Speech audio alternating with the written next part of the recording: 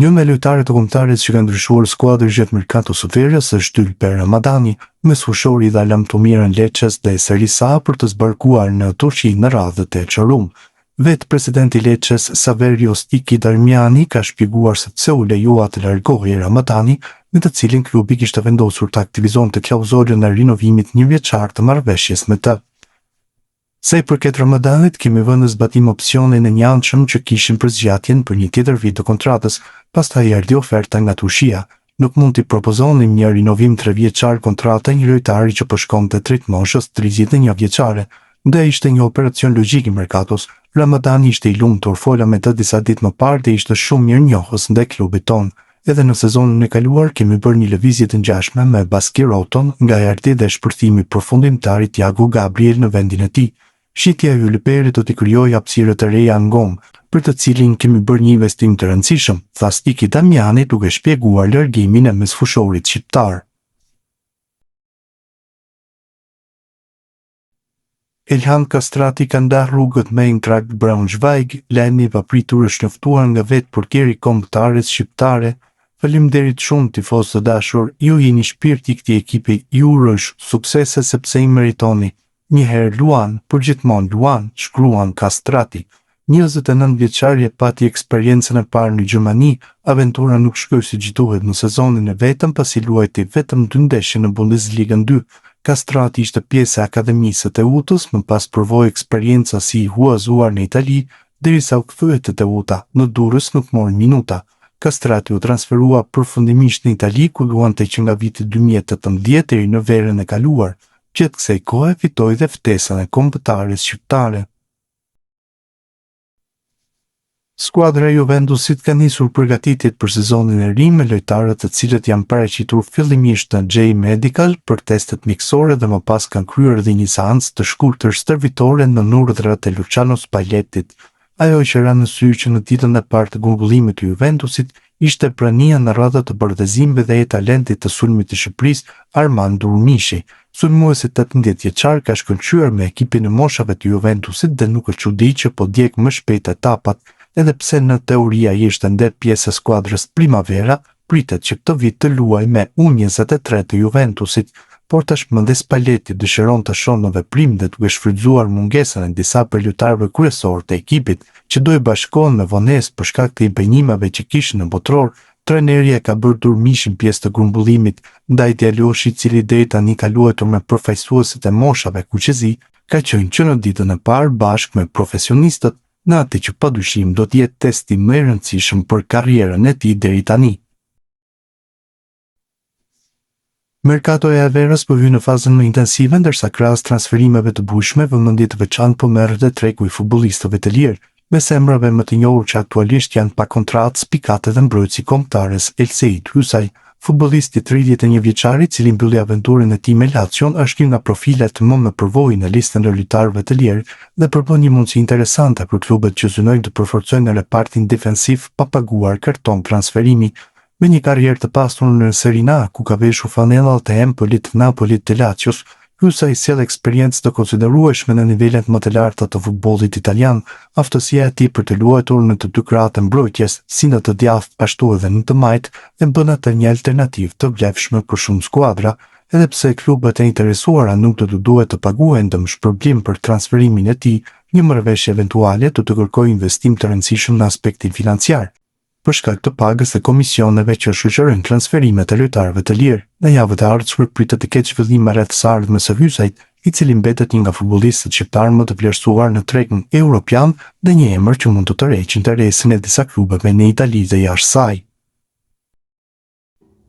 Arta Kurdulan po vazhdohet me skautët e Fenerbahçes. Ky është lajmi i keq për kombëtarin e Shqipërisë, e cila mund të privohet nga shërbimet e tij në të ardhmen.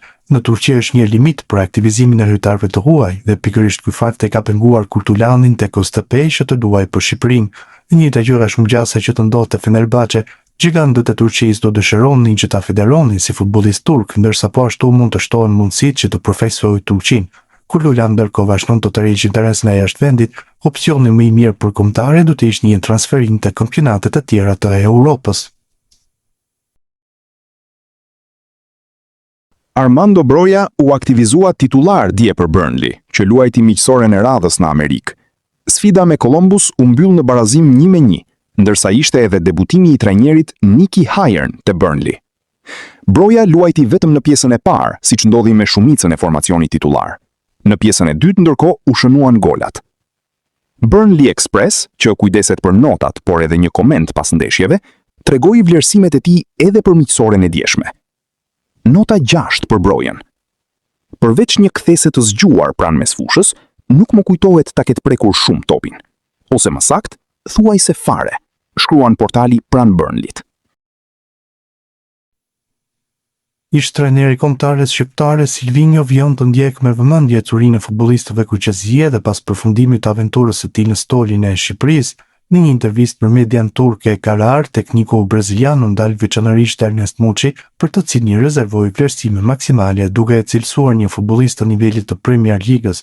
Silvinho foli dhe për konkurrencën në kombëtaren shqiptare, cilësitë e mesfushorit kuqezi dhe bindjen se ai ka potencialin për të bërë një tjetër hap të madh.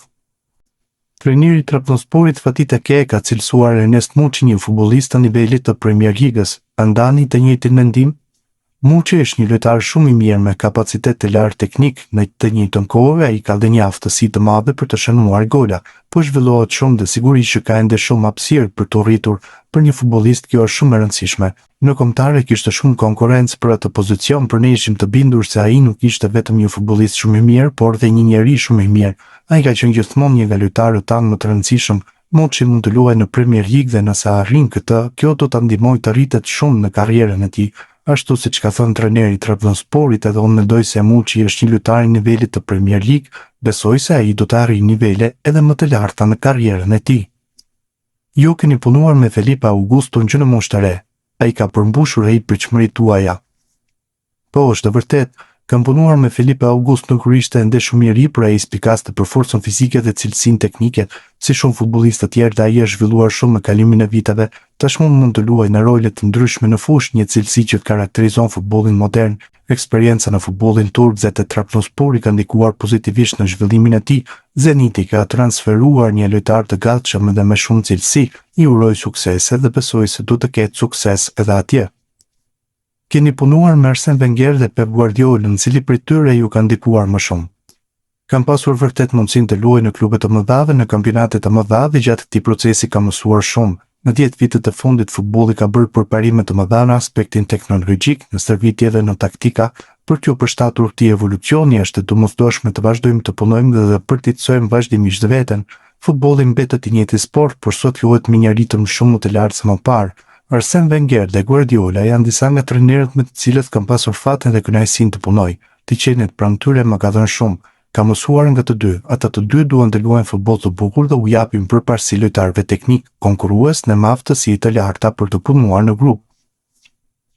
Brazili u eliminua nga Norvegjia në Kupën e Botës, si e vlerësonin paraqitjen e ekipit të drejtuar nga Carlo Ancelotti. Kupa e Botës është gjithmonë një turne shumë i vështirë. Brenda vetëm një muaji të gjitha kombëtarët luajnë me një intensitet shumë të lartë, pasi ritmi i kompeticionit nuk lë vend për gabime. Fatkeqësisht Brazili u eliminua dhe tani duhet të kalojë një proces rinovimi, diçka krejtësisht normale për një kombëtare. Ancelotti është një nga trajnerët më të mëdhenj në botë dhe jam i bindur se do të ndërtojë një kombëtare të fortë për turnet e ardhshëm. Mancini, me të cilin keni punuar më parë, ka drejtuar Galatasaray'n. Ato të dëshironi dhe ju të drejtonit një skuadër në Turqi.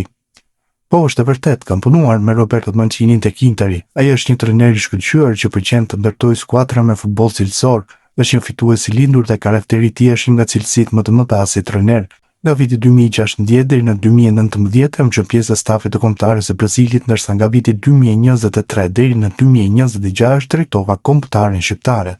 Këto eksperiencë më kanë dhënë shumë dhe për të arsye shoh veten si në drejtimin e një klubi, ashtu edhe të një kombëtareje. Ndihem shumë komod në të dyja rolet. Më pëlqejnë futbollistët teknik që e kuptojnë mirë lojën. Si trajner, objektivi im është t'i jap ekipit një identitet dhe ta udhëhej drejt suksesit. Pjesa taktike varet gjithmonë nga grupi lojtarëve që ke në dispozicion. Gjatë periudhës që isha trajner i kombëtares shqiptare, kam ndjekur shumë ndeshje në Turqi. Është një vend që jeton në futbollin. Stadiumet kanë një atmosferë fantastike dhe kampionati është shumë fizik e konkurrues. Gjithashtu kam vënë re se ka shumë futbollistë të rinj me cilësi të lartë teknike.